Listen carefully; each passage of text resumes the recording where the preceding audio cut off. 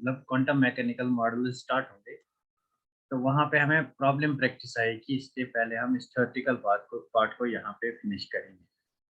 So let us start the topic. So hi students, welcome to the YouTube channel of ChemLover. Today we are going to discuss lecture 4 of atomic structure. In this lecture we will discuss MCQs based on lecture 1st, lecture 2nd and lecture 3rd. That means we will discuss MCQs based on cathode ray experiment, anode ray experiment and Rutherford model of an atom. So let us start the topic, that is question solving approach. So this is my first question. The nucleus that was bombarded by Chadwick for neutron discovery was. So guys, tell me the answer of this question. It's a very good question. The nucleus that was bombarded by Chadwick for the discovery of neutron was.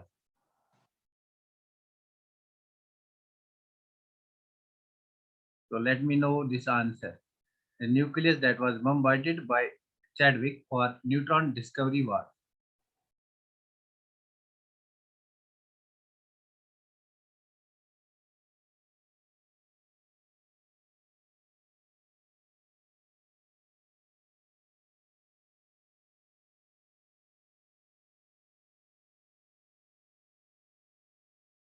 This is a very good question. ये आपके exam में आ सकता है। तो कौन से nucleus को bombard किया जेम्स चैडविक ने by alpha particles for the discovery of neutron? For the discovery of neutrons, which of the following nucleus was bombarded by Chadwick with alpha particles?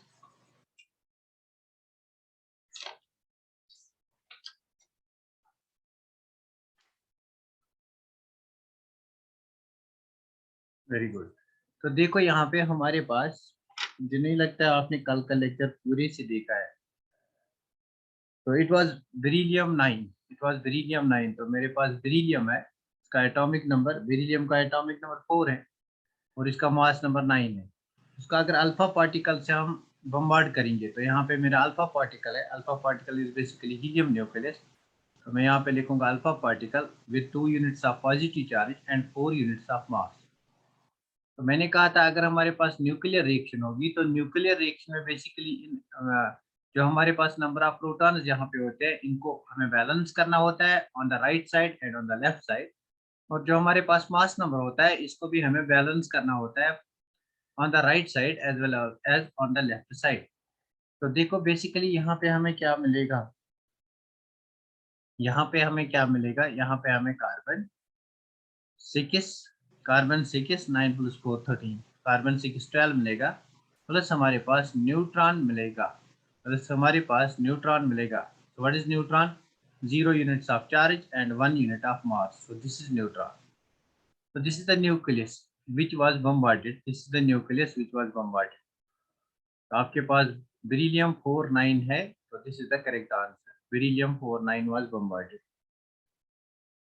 Beryllium 49 was bombarded by James Chadwick for the discovery of neutron. So was bombarded by James Chadwick for the discovery of neutron. So this was question number first. Now the question number second. The distance of closest approach, that's r. This is the distance of closest approach r. It varies with velocity s. So this is a very important question. This is a very good question. This is very important question. बहुत ही important question है. The distance of closest approach varies with velocity s. तो पहले हम देखेंगे यहाँ पे what is distance of closest approach. तो देखो मेरे पास ये एटम है, this is an atom. तो इस एटम के सेंटर में हमारे पास पॉजिटिव चार्ज है। तो यहाँ से रदरफोर्ड ने इसको अल्फा पार्टिकल से बम्बार्डमेंट की। Alpha particle contains what type of charge? It contains positive charge. तो यहाँ से हम इसको पॉजिटिवली चार्जेड अल्फा पार्टिकल से बम्बार्ड करते हैं, isn't it? तो since this is a positively charged particle, therefore इस पार्टिकल के पास मास m होगा। Since we are bombarding it, तो इसके पास वेलोसिटी भी होगी। अगर इसके पास वेलोसिटी है, let this particle move with velocity v। तो कोई भी पार्टिकल अगर मूव कर रहा है तो उसके पास कौन सी एनर्जी होगी? Kinetic energy. सो यहाँ पे जो काइनेटिक एनर्जी है that's half of mv²। This is kinetic energy. आपका जो ये पार्टिकल है ये जाता है टुवर्ड्स न्यूक्लियस, लेकिन जो ही न्यूक्लियस के पास आता है तो न्यूक्लियस इसको रिपेल करता है। Now once this nucleus starts repelling this, stage will be reached where the kinetic energy of this alpha particle it will stop, it will get converted into potential energy. यहाँ पे आपका alpha particle rest पे आएगा, मतलब यहाँ पे जो भी पार्टिकल रेस्ट पे आता है उसके पास पोटेंशियल एनर्जी होती है, isn't it? तो यहाँ पे पोटेंशियल एनर्जी है. Now what is this potential energy? तो अगर हम देखेंगे we deal with the charges, so this is electrostatic potential energy. ये किसके बराबर होता है? K Q1 Q2 upon R square. तो आपने पढ़ा होगा law of conservation of energy. Law of conservation energy basically कहता है आपका one form of energy gets converted into other form of energy. तो एट दिस पॉइंट, ये जो पॉइंट है जहाँ पे काइनेटिक एनर्जी कन्वर्ट होती है इनटू पोटेंशियल एनर्जी, अब इस पॉइंट से इस पॉइंट तक, इस पॉजिटिव चार्ज के सेंटर तक जो डिस्टेंस है इसको मैं कहता हूँ this is R, distance of closest approach, इसी को कहते हैं. So this is the distance of closest approach. इसी डिस्टेंस ऑफ क्लोजेस्ट अप्रोच को निकालना है. तो एट दिस पॉइंट आपकी काइनेटिक एनर्जी चेंज होती है, it gets converted into potential energy. तो मैं लिखूंगा जो ये डिस्टेंस ऑफ क्लोजेस्ट अप्रोच है, यहाँ पे हमारी kinetic energy it becomes equal to the potential energy. बस kinetic energy is equal to 1/2 of mv square and potential energy is equal to k q1 q2 divide by r. Isn't it? This is not r square, this is r. This is not r square, this is r. अच्छा, third option आ गया यहाँ पे. Very good, very good. तो इन दोनों को relate करो, यहाँ से r निकालो. तो r को यहाँ ले जाओ, बेसिकली 2 को यहाँ ले जाओ. So your r will become 2 multiplied by k q1 q2. तो mv स्क्वायर कहाँ आ जाएगा? It will come downwards, this is mv square. तो बेसिकली आपका r it's inversely proportional to v square. So option number 3 is the correct option. Clear? बहुत ही important question है. जिस किसी ने भी थर्ड ऑप्शन आंसर दिया उसने बहुत ही बढ़िया काम किया है. Now let us move to the question number 3. The correct graph between number of alpha particles scattered. So this is the number of alpha particles scattered. जब हम रदरफोर्ड मॉडल कल डिस्कस हमने किया था तो उसमें हमने देखा कि अल्फा पार्टिकल स्कैटर होते हैं. Let the number of alpha particles scattered is n. So if we plot a graph between this number of alpha particles scattered, that's n, versus scattering angle theta, अगर इनके बीच पे हम graph बनाएंगे तो basically कैसे होगा ये? It will be like this. ये आपका न्यूक्लियस है और इस न्यूक्लियस के अराउंड हमारा एटम है, दिस इज होल एटम. तो यहाँ से अल्फा पार्टिकल आ गया, इट गेट्स स्कैटर्ड. तो यहाँ से जो ये स्कैटर हुआ it gets scattered by an angle theta. तो कितने अल्फा पार्टिकल स्कैटर हुए? That's N. कितना स्कैटर हुआ? That is the angle theta. तो इनके बीच में ग्राफ कैसा होता है? कल मैंने कहा था इनका जो ग्राफ हुआ आता है that is hyperbola. That's hyperbola. So this is not, this is parabolic type of graph. So the correct option is option number C. Very good, very good. तो जिस किसी ने option number C बोला that is मतलब he or she has done a great job. Now we have one more question. The ratio of diameter of atom to that of the nucleus is. तो इस question का answer मुझे बताओ. The ratio of diameter of atom to that of nucleus is. The ratio of diameter of atom to that of nucleus of atom है. तो basically आपको क्या करना है? यहाँ पे रेशियो लेना है डायमीटर ऑफ एन एटम. तो डायमीटर ऑफ एटम किसके बराबर होता है? मतलब D of atom divide by D of nucleus. What is D of atom equal to? It is equal to 10 raised to power -8. Diameter of atom is 10 raised to power -8 divide by diameter of nucleus it is 10 raised to power -13. तो इसको solve करो, -13 को ऊपर ले जाओ, it's 10 raised to power -8. ये ऊपर आ जाएगा, it will become 10 raised to power, it will become 10 raised to power plus 13. So 13 से 8 को काटो, this will be 10 raised to power 5. So the correct option is option number B. So let me see how many are given correct. A is not the correct option. तो यहाँ पे आपने गलती की. Next question जो होगा उसमें हो सकता है this will be the answer. तो जिस किसी ने B आंसर दिया that's correct. तो बेसिकली आपको सॉल्व करना है एग्जाम में डायरेक्ट, इसलिए मैं ये क्वेश्चन कराया, मैंने इसलिए कराया. आपको एग्जाम में क्वेश्चन सॉल्व करना है, बस डायमीटर याद रखना है, एटम का डायमीटर याद रखना है, न्यूक्लियस का. तो इनका रेशियो लेना है, it will come out to be 10 raised to power 5. तो मैं कहूंगा जो डायमीटर ऑफ एटम है it's equal to 10 raised to power 5 times diameter of nucleus. Diameter of nucleus. तो मैं कहूंगा atom is 10 raised to power 5 times bigger than that of nucleus. 10 raised to power 5 means 1 lakh times. तो इसी चीज को कल मैंने कहा था कि अगर हम एक फील्ड ले लेंगे, एक प्लेग्राउंड ले लेंगे, प्लेग्राउंड के सेंटर को हम न्यूक्लियस मानेंगे और जो हमारा सारा प्लेग्राउंड है, उसको हम एटम मान के चलेंगे। क्लियर? क्या ये क्वेश्चन क्लियर हुआ? Is this clear? Will see the next question. तो हम नेक्स्ट क्वेश्चन को देखेंगे। Is this clear? Diameter of atom, diameter of nucleus, बहुत ही इजी है। Is this clear? Next question पे जाते हैं। The ratio of volume of atom to the volume of the nucleus is, volume of atom to the volume of that of nucleus is. तो यहाँ पे आपको V of atom divide bye V of nucleus निकालना है। V of atom divide bye V of nucleus. Very good. हाँ, यहाँ पे 10 rays power 5 आएगा। अरे यार क्या कहते हो, देखो। तो वॉल्यूम कैसे हम निकालते हैं? किसी भी एटम का वॉल्यूम किसके बराबर होगा? 4/3 पाई आर क्यूब। तो this is R of atom divided by 4/3 pi r cube. This is R of nucleus. This is R of atom. So 4/3 cancel, 4/3 cancel, pi cancel, means R of atom divided by R of nucleus. तो इसका भी cube, यहाँ पे भी cube, बस काम खत्म हो गया। हमें डायमीटर पता है, डायमीटर को रेडियस से हम रिलेट करेंगे। We know that D is equal to 2R, diameter is equal to R। Basically कोई भी स्फीयर ले लो, इस स्फीयर का डायमीटर बनाओ। This diameter, this is D diameter. तो यहाँ से अगर सेंटर से यहाँ रेडियस देखोगे, दिस इज R, यहाँ रेडियस देखोगे, this is R, therefore D is equal to 2R। So R will be equal to D by 2, isn't it? R will be equal to D by 2। तो यहाँ पे हम लिख सकते हैं D/2 of an atom divided by D/2 of nucleus. इसका cube, इसका cube, मैं एटम को ए से डिनोट करूंगा, इसका क्यूब। तो 2 and 2 will get cancel। Diameter हमें पता है एटम का, इट इज 10⁻⁻8 का whole cube divide by nucleus का डायमीटर पता है 10⁻13 का होल। तो 8 3s are 24, this will be 10⁻24 divided by 13 3s are 39, this will be 10⁻39। इसको सॉल्व करो, it will come out to be 10⁻15। so the correct answer is option number B। let me check किसने answer correct किया। हाँ, very good, B है इसका answer. Very good, बहुत बढ़िया, B है इसका आंसर। जिस किसी ने भी बी दिया तो उसने बहुत ही अच्छा काम किया है। सो दिस इज द वे कैसे आप इसको सॉल्व करोगे, this is the way.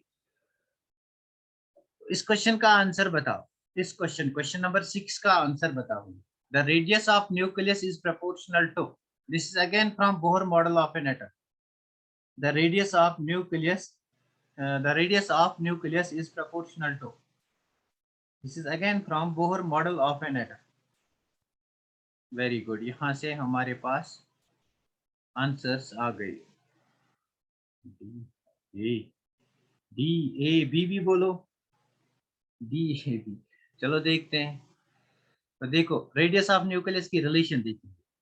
Radius of nucleus according to Bohr's theory, according to Rutherford's model of an atom, it's equal to R0 a raised to power 1/3। so this is the cubed root। first this is the cubed root, यहाँ भी cubed root है, यहाँ भी cubed root है।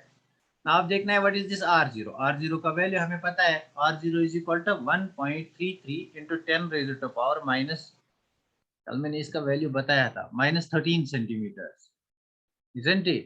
तो what is this A? यहाँ पे ये A एक्चुअली देखना है, ये A क्या है? A is equal to number of nucleons. Number of nucleons किसको कहते हैं? What is number of nucleons? Nucleon किसको कहते हैं? न्यूक्लियॉन किसको कहते हैं? It is basically your number of protons plus number of neutrons. So basically number of protons plus number of neutrons, that constitutes mass number. So it's like, it is basically mass number. So both first and second are correct. So this is correct, this is as well correct. So the correct answer is option number D। so the correct option is option number D। option number D is the correct option, because mass number is number of protons plus neutrons। protons and neutrons are collectively known as nucleons। this is nucleon, यहाँ पे this is nucleon। तो हो सकता है किसी को यहाँ पे गलती होगी, ये न्यूक्लियस पता है, दिस इज न्यूक्लियस। तो let me take one more question.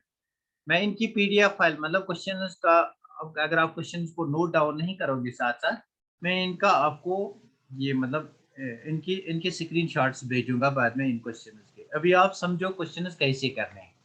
तो मेरे पास क्वेश्चन है, this is a very very important question, बहुत ही ज्यादा इंपॉर्टेंट क्वेश्चन है। The correct order of E by M of proton This is proton, neutron and electron is. So let me know the answer of this question. पढ़ाया है मैंने ये question, बहुत सारे बच्चे आंसर्स देते हैं, सब बच्चे आंसर्स दे दो. I want answers from every student. So this is a very important question. बहुत ही important question है. Directly मैंने ये question पढ़ाया है. The ratio of E by M, the correct order of E by M of proton, neutron and electron.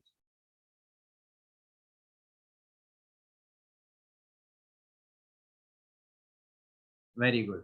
तो मुझे निकालना है E by M. अगर मैं E by M of proton की बात करूंगा तो मेरे पास एक आंसर आ गया, ए या सी.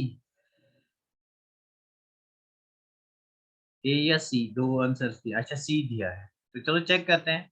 E by M of proton अगर हम निकालेंगे E by M of electron, पहले इन दोनों का निकालेंगे because these are charged particle. This is E by M of electron. So basically charge is same, it's 1.6 into 10 raised power minus 19. This is also 1.6 into 10 raised power minus 19. So what is the deciding factor? Deciding factor is mass. तो जिसका denominator छोटा होगा उसका overall ratio छोटा होगा. तो मास किसकी कम है, इलेक्ट्रॉन की या प्रोटॉन की? इलेक्ट्रॉन की या प्रोटॉन की? इलेक्ट्रॉन की mass is equal to mass of electron is equal to 9.1 into 10 raised power minus 28 gram. और प्रोटॉन की मास जो है, इसकी mass it's equal to 1.673 into 10 raised power minus 24. Minus में जो वैल्यू छोटा होगा वो बड़ा होगा, मतलब इसकी मास ज्यादा है, इसकी मास कम है. तो जिसकी मास कम है उसका E by M रेशियो कम है, means E by M of proton is more than that of electron, isn't it? तो पहले हमने क्लियर किया कि E by M of proton is more than that of electron. तो कहाँ पे E by M of proton? यहाँ पे E by M of proton is more than that of electron. यहाँ पे इक्वल है, सो this is not the answer. यहाँ पे E by M of proton less है, this is not the answer. यहाँ पे भी ग्रेटर है. अब E by M of neutron देखेंगे. What is E by M of neutron? तो न्यूट्रॉन में कितनी चार्ज होती है? What is the charge on neutron? Charge on neutron is zero divide by its mass. Zero divide by anything that is zero. तो E by M of neutron is not defined. तो सबसे छोटा E by M of neutron का होगा, isn't it? सबसे छोटा E by M of neutron का होगा. So correct answer is option number first. So the correct option is option number first. E by M of proton is greater than that of E by M of electron, which is greater than that of E by M of neutron. Clear? Clear हुआ? जल्दी करते हो इसलिए गलत करते हो, जल्दी नहीं करना है. थोड़ा सा कंसेप्ट को अंडरस्टैंड करना है, कंसेप्ट लगाना है क्वेश्चन पे, उसके बाद आंसर लिखना है. That's why you do wrong things. Clear नहीं हुआ? लेट मी नो ये बात क्लियर हो गई, कैसे निकाला हमने E by M रेशियो. तो लेट मी नो हमने कैसे निकाला E by M रेशियो. अगर आपको क्लियर हुआ तो मैं नेक्स्ट क्वेश्चन ले लूंगा.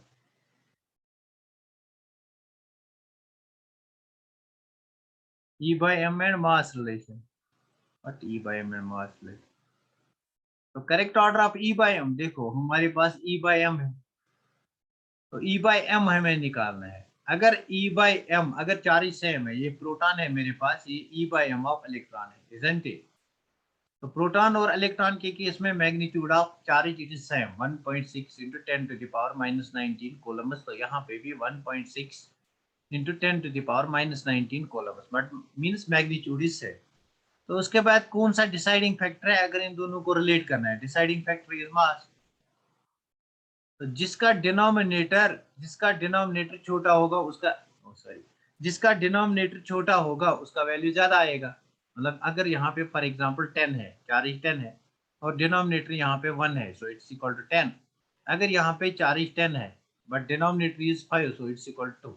सो जिसका मास ज्यादा है उसका E by M वैल्यू कम है. तो मैंने क्या कहा, जिसका मास ज्यादा है उसका E by value come. So E by M of electron should be greater than, कहाँ पे है? तो यहाँ पे ये ऑप्शन नहीं है. Let me right this option over here. E by M of electron, it should be greater than that of E by M of proton, and it should be greater than that of E by M of neutron. Clear? Now is it clear? अब clear हुआ? यहाँ पे मैंने थोड़ा सा गलत. Is it clear now? Denominator में अगर वैल्यू कम होगा तो इसका जो मैग्नीट्यूड ओवरऑल रेशियो आएगा that will be large. Very good. हाँ, थोड़ी सी मैंने गलती की थी डिनोमिनेटर। क्लियर हुआ? अब ई बाय एम और मास रिलेशन क्लियर हुई?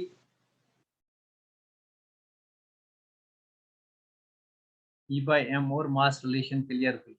Very good. हाँ, थोड़ी सी चूक हो गई। तो नेक्स्ट क्वेश्चन पे आते हैं। The mass of electron related to that of mass of hydrogen atom is. तो इस क्वेश्चन का आंसर मुझे बता, बिकॉज हमने ये क्वेश्चन सॉल्व किया है अपने लेक्चर में। The mass of electron related to that of mass of hydrogen atom is. The mass of electron related to that of mass of hydrogen atom is.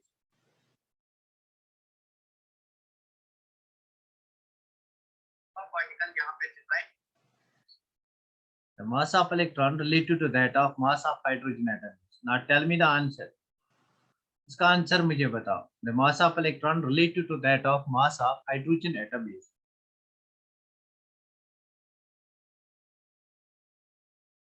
इसमें इतना सोचना क्या है, ये तो हमने पहले ही सॉल्व किया है ना। इन चार में से एक हो सकता है, बट कंफ्यूजन है। कंफ्यूजन क्या है? क्या 1.007 है या 1.008 था? एग्जाम में यही होता है। क्या 0.0000549 था या 594 था? इसलिए मैंने इन ऑप्शंस को ऐसे ही चुना है, सो दैट आप बहुत अच्छी तरह याद करो कौन सा वैल्यू है। Very good, very good, very good, बहुत बढ़िया, बहुत बढ़िया, बहुत बढ़िया, वेरी गुड, वेरी गुड। तो जिस किसी ने सी आंसर बताया, शी इज करेक्ट। तो देखो, this is the value 549। 594 is not the value. तो बेसिकली जब आप एग्जाम में जाते हो, वहां पे एग्जाम का ऑलरेडी आपको प्रेशर होता है, तो इन चीजों को भूल जाते हैं, क्या ये 549 था या 594 था। तो this is the correct answer. तो मैं चाहता हूं कि आप अच्छी तरह से याद करो इन वैल्यूज को। हाँ, 1/1875 मैंने नहीं लिखा ना, मैंने एएमयू में पूछा है। It's 1/1837। So this is equal to 1/1837। तो इसी को हम फिर एएमयू में अगर निकालेंगे, it will come out with this. Under what conditions velocity of moving electron becomes imaginary? Under what conditions velocity of moving electron becomes imaginary?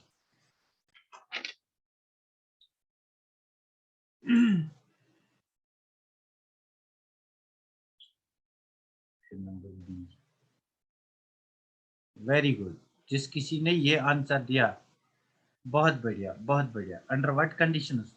तो यहाँ पे आप आइंस्टाइन की रिलेशन लगा सकते हो, rest mass of electron divided by root of 1 minus V square by C square. तो उस रिलेशन से हमें ये आता है। ठीक, इस चीज को हमने पहले ही एक्सप्लेन किया है। तो बेसिकली मुझे देखना था कि आपको याद है या नहीं है। तो its velocity becomes imaginary when velocity of electron is greater than that of velocity of light. When velocity of electron is greater than that of velocity of light. Very good. Let us move to the next question. The correct order of mass of proton, neutron, and electron is. The correct order of mass of proton, neutron, and electron is. The correct order of mass of proton, neutron, and electron is. This is a very simple question, मतलब बहुत ही easy question है। यहाँ पे आपको value याद रखना चाहिए, इसलिए मैंने इस क्वेश्चन को लिया ताकि हम एक बार फिर लिखेंगे, हमें वैल्यू याद रहेगा। तो मैं लिखूंगा पहले mass of proton, it's equal to 1.673 into 10⁻⁻24 gram. तो मैं लिखूंगा मास ऑफ इलेक्ट्रॉन। तो mass of electron is 9.1 into 10 to the power minus 28 grams की बात कर रहे हैं, so it's minus 20. What is mass of neutron? So mass of neutron is 1.675 into 10 to the power minus 24. So you can see over here the difference of only 0.002. So this is approximately equal. So हम कहेंगे mass of proton is approximately equal to mass of neutron. So our option number third and option number second, in these cases mass of proton is approximately equal to mass of neutron. But the mass of electron is 10 raised power minus 28, means it is very very less. Therefore this is the correct option. Option number C is the correct option. Let me check your answer. अरे B कहाँ से आएगा? अच्छा अच्छा, sorry, अच्छा, it is greater than that. Right, यहाँ पे greater होना चाहिए, so it is greater than. B is the correct option. Is greater than that of, तो इन दोनों का greater than that of electron है, इलेक्ट्रॉन का मास कम है बिकॉज इट इज -28, यहाँ पे -24। तो जिस किसी ने बी आंसर दिया इज राइट। तो इस क्वेश्चन का आंसर मुझे बता। In Rutherford experiment the relation between nuclear charge की रिलेशन पूछता है, that is Z. Nuclear charge को हम जेड से रिप्रेजेंट करते हैं, Z, and the number of alpha particle scattered, that's N is the number of alpha particle scattered. इन दोनों के बीच में जो रिलेशन है वो बता दिए। तीन रिलेशंस कल मैंने आपको बताई थी, तीन रिलेशंस मैंने आपको बताई थी। एक रिलेशन मैंने बताई थी relationship between number of alpha particles and nuclear charge. एक रिलेशन मैंने बताई थी kinetic energy of alpha particles and number of alpha particles. एक रिलेशन मैंने बताई थी scattering angle and number of alpha particles. तो relation number first was n is equal to k1 divided by 1/2 of mv square इसका whole square. So this is relation between number of alpha particles, n is the number of alpha particles and kinetic energy. तो second relation भी मैंने बताई थी, relation between number of alpha particles and scattering angle. So what is the relation? Relation is k2 divided by sin raised to power 4 theta by 2. Sin raised to power 4 theta by 2. So this is the relation, and the third relation is, that is this relation between number of alpha particles scattered and nuclear charge. What is the relation? It is Ze square, K3 into Ze square. So this is the relation K3 into Ze square. इसमें किसी ने answer नहीं दिया, इसमें किसी ने answer नहीं दिया, मतलब आपने पूरा रिवीजन नहीं किया। नेक्स्ट क्वेश्चन पे जाता है। The charge on electron was determined by, तो मुझे बता, the charge on electron was determined by, who determined charge on electron? J Thomson, Millikan, Chadwick, Stoney. बहुत बढ़िया, very good, very nice. So Millikan determined charge on an electron. What is that experiment known as? तो उस experiment का नाम भी मुझे बता, साथ में रिवीजन हो जाएगा आपका। उस एक्सपेरिमेंट का नाम भी मुझे बताओ, what is that experiment known as? Very good. Millikan oil drop experiment. So it's your Millikan oil drop experiment. Millikan oil drop experiment है, फिजिक्स में इसको ज्यादा जानोगे। तो this is Millikan oil drop experiment. Very good. तो ये question कौन करेगा? This is the question, it's a very very important question. इस क्वेश्चन को स्टार मार्क कर। कैथोड रे या एनोड रे एक्सपेरिमेंट से क्वेश्चन दिया गया है। Gases are bad conductors. Their conductivity may be increased by applying. मतलब they are good, they can be made conductive at high pressure by increasing pressure, increasing potential, by increasing pressure and decreasing potential, at low pressure and high potential, at low pressure and low potential. बहुत बढ़िया, बहुत बढ़िया। जिस किसी ने C answer दिया बहुत बढ़िया। अरे यार कौन बी आंसर देता है देखो यार। दैट्स वाई आपको कैथोड रे एक्सपेरिमेंट में लिखा गया है कि ये जो कैथोड रे एक्सपेरिमेंट है,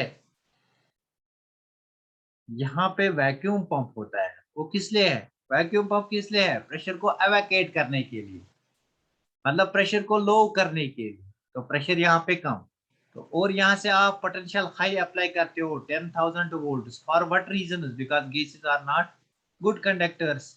उनकी कंडक्टिविटी आयनाइजेशन इंक्रीज करने के लिए हम यहाँ पे पोटेंशियल को इंक्रीज करते हैं। तो low pressure and high potential is the correct answer. तो जिसने बी बताया वो अपना आंसर चेक करेगा फिर से। क्लियर?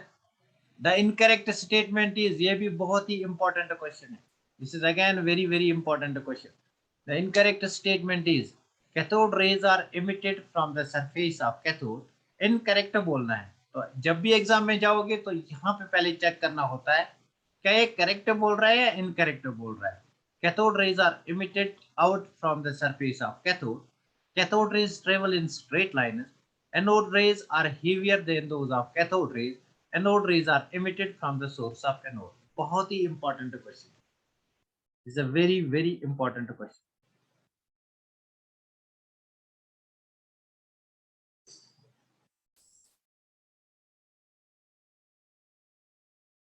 जल्दी से मुझे इस क्वेश्चन का आंसर बताओ।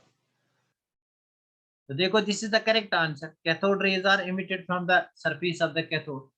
Cathode rays travel in straight lines, ये भी हमने इनकी प्रॉपर्टी देखी है, इनकी प्रॉपर्टी हमने देखी है। वेरी गुड, बहुत बढ़िया, बहुत बढ़िया। जिस किसी ने डी आंसर दिया। Anode rays are heavier than cathode rays, कैसे कहोगे? बिकॉज मास एनोड रेज से हमें प्रोटॉन्स मिलता है और कैथोड रेज से हमें इलेक्ट्रॉन्स मिलते हैं, इनका मास ज्यादा होता है compare to this mass, isn't it? तो anode rays are emitted from the surface of anode. कल मैंने बोला था आपको कि ये जो एनोड रेज होती है, they are emitted first by the ionization of gases. यहाँ पे आपका H2 गैस है, H2 गैस ब्रेक होता है, it gives you H plus plus.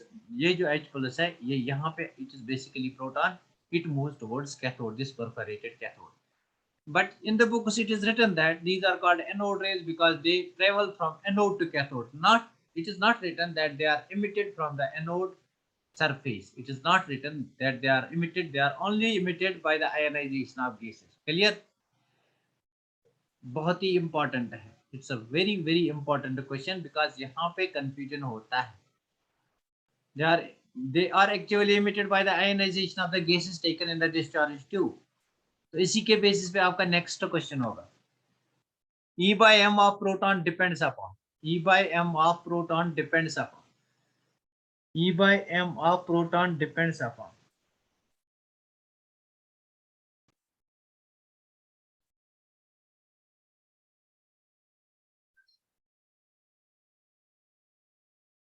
अरे डी नहीं, इसमें दो ही ऑप्शन है, ए और बी। यहाँ पे मैंने दो ही ऑप्शन दिए हैं, ए और B. E by M of proton, E by M of proton, तो depends on the nature of gas, independent on the nature of gas, दो में से आपको एक बताना है। वेरी गुड, बहुत बढ़िया, बहुत बढ़िया। It depends upon the nature of the gas, इस चीज को भी मैंने एक्सप्लेन किया है। These were certain important questions which I have taken from these three topics. तो मुझे बता आपको क्वेश्चंस कैसे लगे, आपको क्वेश्चंस कैसे लगे? इन क्वेश्चंस की अगर आपको कॉपी चाहिए तो मैं आपको ये सेंड कर रहा हूँ। How do you find these questions? How beautiful do you find these questions? कैसे लगे आपको ये क्वेश्चन? वेरी गुड, बहुत बहुत ज्यादा, वेरी गुड। तो कुछ क्वेश्चंस मैंने इनमें 13 क्वेश्चंस खुद से बनाए हैं, 14 क्वेश्चंस खुद से बनाए हैं, एक ही क्वेश्चन मैंने कॉपी किया है कहीं से।